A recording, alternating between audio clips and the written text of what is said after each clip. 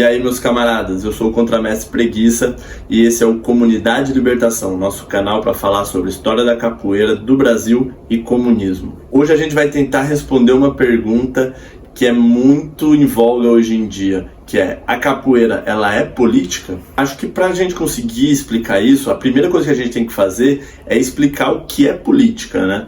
Porque o que a gente vê muito forte por aí são as pessoas achando que política é só o que você faz dentro dos partidos. Então, se você diz que a capoeira é política, ela tem que tomar o lado ou do PT, ou do Bolsonaro, ou no meu caso, comunista, né? Apesar de, se você achar que a capoeira tem que ser comunista, eu acho até que você está no caminho certo. Eu não vou nem discutir essa parte. Mas na verdade a política é uma ferramenta essencialmente humana. E ela existe para regular as relações entre seres humanos. Isso pode acontecer em diferentes esferas, né? Desde do micro até o mais avançado possível. E a gente vai, inclusive, dividir ela em duas partes aqui, que é a pequena política e a grande política. A pequena política seria essas relações do dia a dia.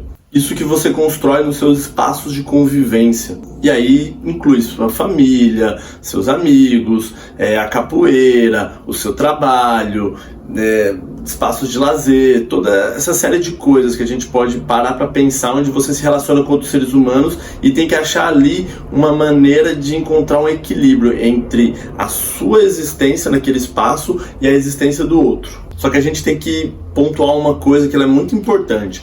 Nesses tempos de pós-modernidade e de uma esquerda ali progressista, mas dentro desse contexto burguês, né, que se propõe a jogar o jogo da burguesia e do capitalismo, não inocentemente as pessoas estão dando um peso muito grande nessa pequena política. E isso aí tem uma explicação que é, número 1, para o povo que não se vê representado na política partidária e nem no sistema capitalista como ele está hoje, se sente assim oprimido e ganha uma consciência dos diferentes tipos de opressão que rolam dentro dessa sociedade e se identificam como parte dos grupos oprimidos. E aí falei grupos porque se tende a dar essa pulverizada, né? Que é o que uma parte da esquerda hoje, de maneira indiscriminada, chama de identitarismo. Que é a ideia de separar em pequenos grupos ali, que seriam os pretos, as mulheres, os LGBTs, os deficientes e toda uma série de outras ramificações que você pode ir criando dentro disso. Então esses grupos que não conseguem se enxergar sendo representados nessa grande política, a política partidária das instituições, se vê representado nessa pequena política, desses pequenos grupos sociais organizados, e dão uma hiperdimensão para os símbolos de cada um desses grupos.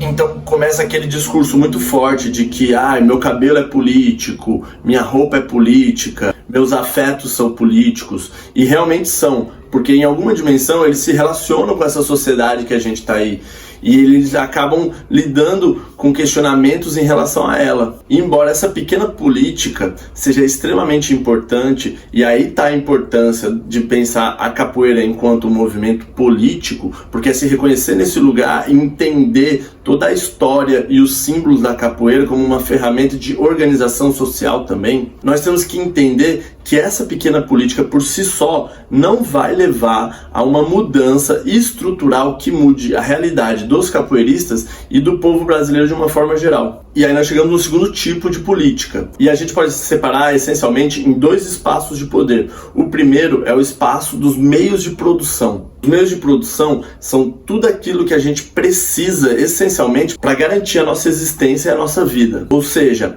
as fábricas, as fazendas, até mesmo os meios de comunicação, quando a gente pensa que ali também é uma fonte de trabalho que garante a subsistência de muita gente e garante também o acesso a notícias, a lazer. E aí é pensar o lazer como parte da saúde do ser humano e não como um mero capricho que a gente pode abrir mão facilmente para se sacrificar em nome de uma luta incessante por alcançar um padrão de vida. Então você sacrifica o seu lazer para trabalhar mais e aí você vencer na vida. E não é assim que funciona, porque é fundamental para a nossa saúde mental que nós também temos momentos de lazer e de um total desligamento das preocupações e a gente se conecte com nós mesmos e com os outros de uma outra forma, por uma outra dinâmica, uma outra lógica. E quem domina esses meios de produção domina também o segundo espaço de poder, que é o poder político,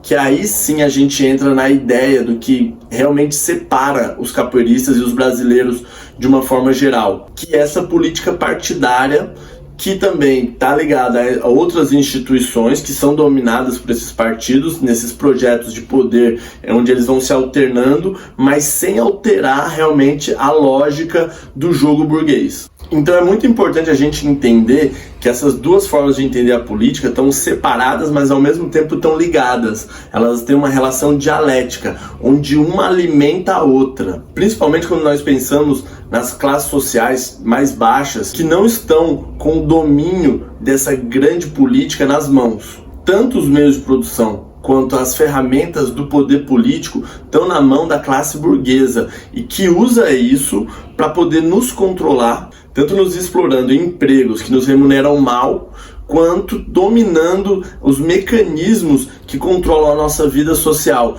que são os meios de repressão, como a polícia, por exemplo, e a produção das leis, como também investimentos estatais que garantem a nossa qualidade de vida em assuntos fundamentais como saúde, educação, transporte. Então as classes oprimidas precisam compreender muito bem como funciona esse jogo de poder político para tomar conta dele. E isso não vai vir apenas a pequena política. A pequena política, e aí a gente tem que pensar na capoeira como a nossa ferramenta aqui de organização social, a nossa pequena política, ela tem que se armar de uma consciência de classe e de um objetivo estratégico para tomar esses meios de produção e o poder político, porque só assim vai vir a revolução necessária para mudar a vida da classe trabalhadora brasileira. E aí dentro da pequena política que a capoeira nos traz, a gente pode pensar nessa ferramenta de organização social como sendo um elemento muito importante e que ao longo da história já foi usado pelos capoeiristas como uma ferramenta para resistir aos avanços das classes dominantes sobre o que eles entendiam que eram seus direitos. E aí, para a gente entender isso, eu tenho um vídeo aqui no canal sobre a revolta da vacina, que foi liderada por capoeiristas que compreendiam que o governo estava abusando do poder dele contra os interesses da população. E aí criaram uma revolta no Rio de Janeiro contra uma vacina que estava sendo implementada sem um diálogo real com a sociedade. E ela estava sendo imposta sem que fosse criada campanhas de conscientização e compreensão do que estava acontecendo naquele momento. Mas também temos exemplos de quando a capoeira se municiou dessa visão estratégica ligada à grande política para tentar tomar o controle político da situação brasileira, como foi no caso da revolta do Cacaulinho, no Amapá, onde um grupo de pessoas lideradas por um capoeirista tentou derrubar o então governador daquele estado. Agora já está muito claro para a gente o que é a política e as diferentes dimensões que ela tem. O segundo ponto que a gente precisa compreender para poder responder essa pergunta se a capoeira é política ou não, é deixar muito claro que mesmo quando a capoeira nasceu e foi mal vista e perseguida pelas elites brasileiras, isso não aconteceu com ela simplesmente pela questão da técnica da capoeira, que era algo realmente perigoso, uma ferramenta perigosa para municiar as classes dominadas de uma habilidade que pudesse fazer ela realmente criar uma revolução. Isso realmente foi um perigo, mas não foi o ponto principal. E a prova disso é que outras manifestações culturais, como sambas, batuques, candomblé, também foram perseguidas, também foram proibidas, ao ponto que na Bahia, durante o século XIX, antes de 1890, quando se proibiu a capoeira no Brasil inteiro, não existia nem mesmo uma legislação específica para proibir a capoeira. Ela estava junto com todas essas outras manifestações culturais afro, porque o grande temor mesmo era essas redes de sociabilidade e de fraternidade que você cria quando as pessoas se organizam de alguma forma para criar relações sociais do cotidiano, se divertir juntas, trabalhar juntas, lutar por seus direitos juntas. Então era isso que se queria evitar. E por isso se proibiu a capoeira em última instância. Mesmo que ela não fosse uma arma corporal poderosíssima, como ela já se provou ser, ela ainda assim seria proibida. Porque o que se tentava tirar dela era o seu poder político de organização social. E esse medo ficou ainda mais forte depois da revolta do Haiti, onde os escravizados daquele país se organizaram e tomaram o poder político e os meios de produção naquele lugar, assassinando todos os opressores que se colocassem contra eles. Então se temia aqui no Brasil que uma dessas formas de organização social pudesse se associar a essa consciência de classe de que se deve buscar o domínio do poder político e dos meios de produção e assim fazer uma revolução no Brasil também. Como já houveram muitas tentativas no Brasil e dentro da capoeira teve a revolta do Cacaulinho, que eu vou trabalhar melhor em algum outro vídeo. Eu tô guardando ele específico pra gente fazer um vídeo bem legal, onde eu vou falar sobre isso, vou explicar, vou falar sobre o líder, até porque eu quero falar sobre revoltas que saem um pouco desse eixo sudeste, assim, e alcance ali o norte, o nordeste e tudo mais. Então acho que a revolta do Cacaulinho é uma dessas muito boas pra gente refletir em cima. Então a grande resposta para essa pergunta é sim. A capoeira ela é essencialmente política. Ela é a luta do oprimido, que criou ela enquanto ferramenta justamente para mudar a sua condição social, sendo de uma forma a tomada do poder político ou sendo criando laços de fraternidade que pudesse amenizar a vida deles no dia a dia. Então, para você que pensa que a capoeira é só um meio de se divertir, é um esporte, um momento de relaxar, onde os escravos iam relaxar do dia cansativo de trabalho, até isso era negado a eles. A lei da vadiagem tentava justamente proibir que as pessoas se sentissem donas do seu próprio tempo para não direcionar eles de uma forma produtiva do sentido econômico, para poder gerar riqueza para as classes dominantes.